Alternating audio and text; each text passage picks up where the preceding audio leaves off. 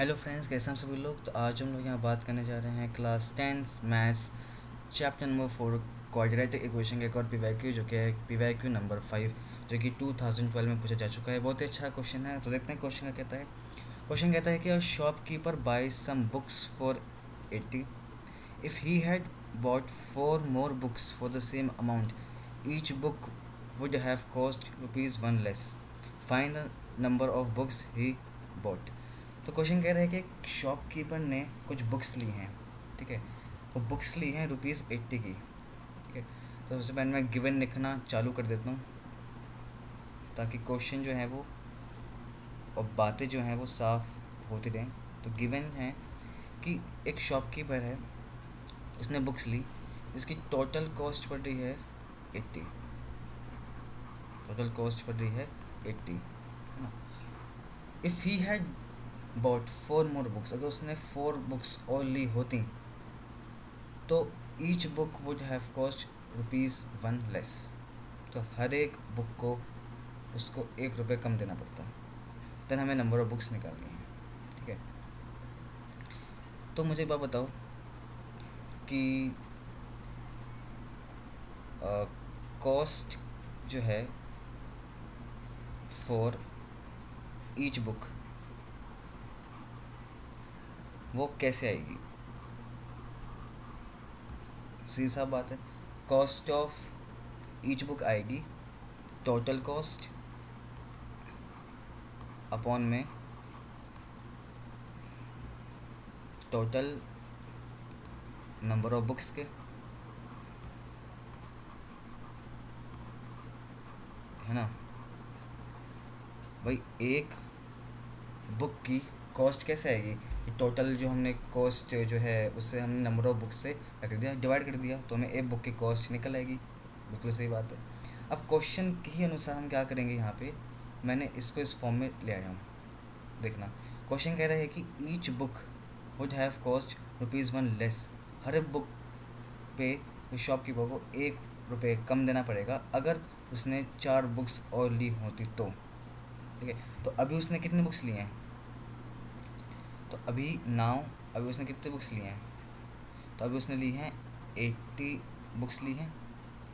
और उसने x book 80 तो टोटल कॉस्ट है, और उसने x total number of books क्या हैं, एक्स हैं।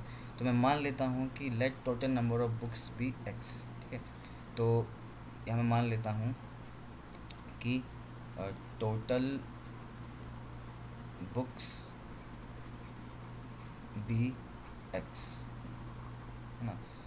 Late total books be x. तो अगर टोटल बुक्स एक्स हैं और टोटल कॉस्ट मेरी 80 है, तो क्या मेरी एक बुक की कॉस्ट निकल आएगी? जी बिल्कुल। अब वो कह रहा है कि if 4 more books added, if 4 more books added,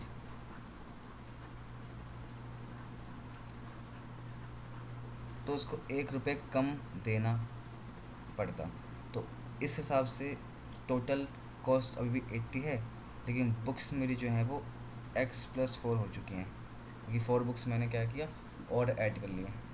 तो इस हिसाब से यहाँ उसको कम पैसे देने पड़ेंगे, यहाँ इसको ज़्यादा पैसे देने पड़ेंगे। कितने? ₹1।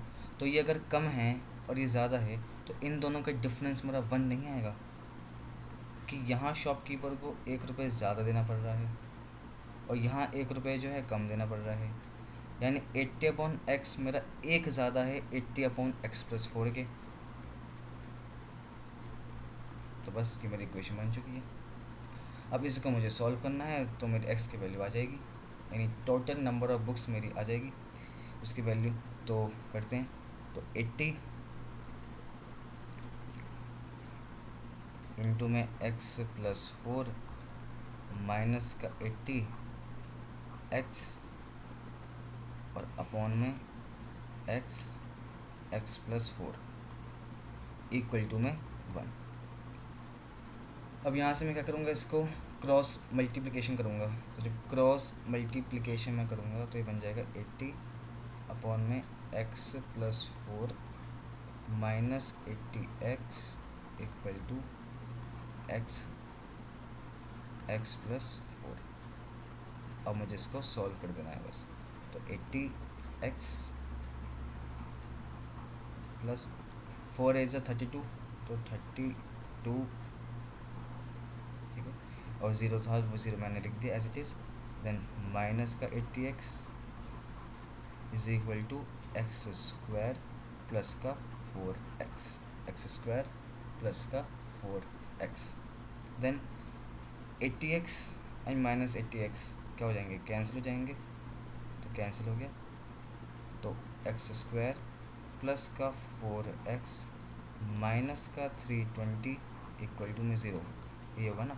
मैं सोचा इधर लेके आऊँगा तो माइनस का 320 बन जाएगा, तो 320 बन जाएगा। अब मुझे क्या करना है, इसकी मिडिल टर्म स्प्लिटिंग करनी है, तो मुझे a इंटू सी करना पड़ेगा। तो मेरा 320 आ रहा है, मतलब माइनस 320 आ रहा है, मैं 320 लेके चल रहा हूँ। तो 320 की जब मैं मिडिल टर्म स्प्लिटिंग करूँगा तो 2 160 280 240 220 2 10s 20 2 5s एंड 5 1s। मुझे कुछ मल्टीप्लाई करके मुझे कोई ऐसी दो टर्म्स बनानी है जिनका जो सम है वो इतना आ जाए, या जो उसका जो डिफरेंस है वो इतना आ जाए, और प्रोडक्ट मेरा माइनस का 320 आ जाए। तो इतनी बात तो मुझे पता है कि एक जो टर्म है वो मेरी माइनस में आएगी, और एक टर्म मुझे प्लस करनी पड़ेगी, तभी जाके मेरा प्लस माइनस यहाँ माइनस आएगा। तो देखते हैं। तो 5 2 से 10, 10 2 से 20, तो अगर मैं इसको ले दूँ 20, और 2 2 से 4, 4 2 से 8, 8 2 16, तो देखो आ गया 20 एंड 16। तो 20 एंड 16 मेरे क्या हो जाएंगे, दो ऐसे नंबर हो जाएंगे।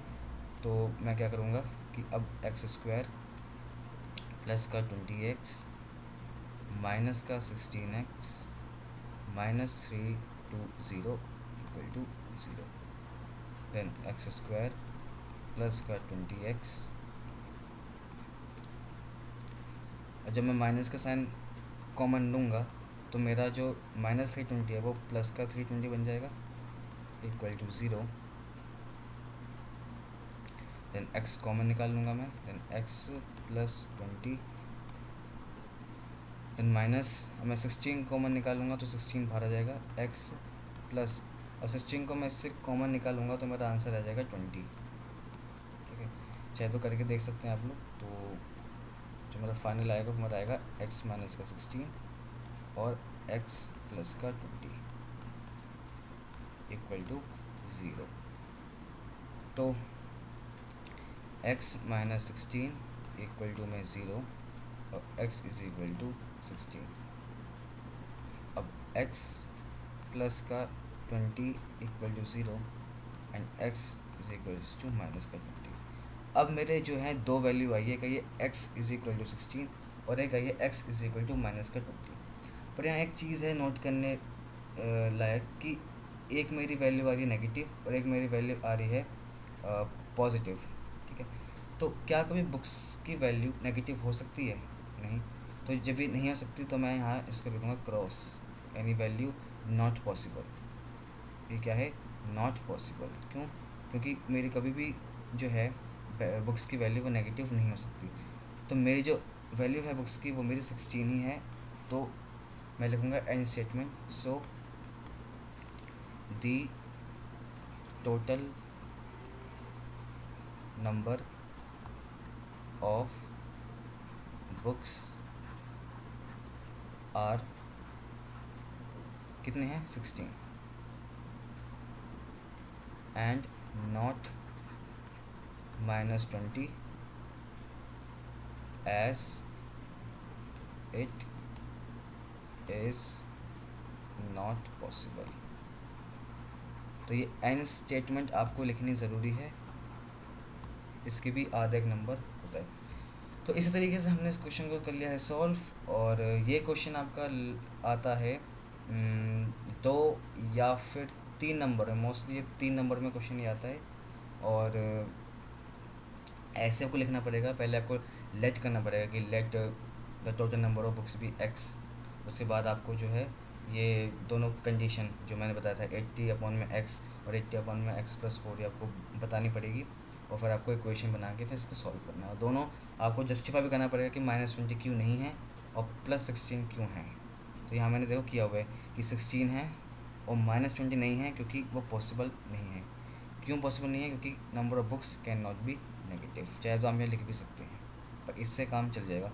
तो इस तरीके से हमने इस वीडियो को ख़त्म कर दिया है क्वेश्चन के साथ, और मिलते हैं अब अगली वीडियो में। जब तक के लिए आप लोगों का बहुत बहुत धन्यवाद, और मैं आप लोगों के साथ ऐसे ही क्वेश्चनों की सीरीज़ लाता रहूँगा और भी चैप्टरों की सीरीज़ लाता रहूँगा। जब तक के लिए बने रहें इस चैनल पे, और तब तक के लिए take care, good night, bye bye.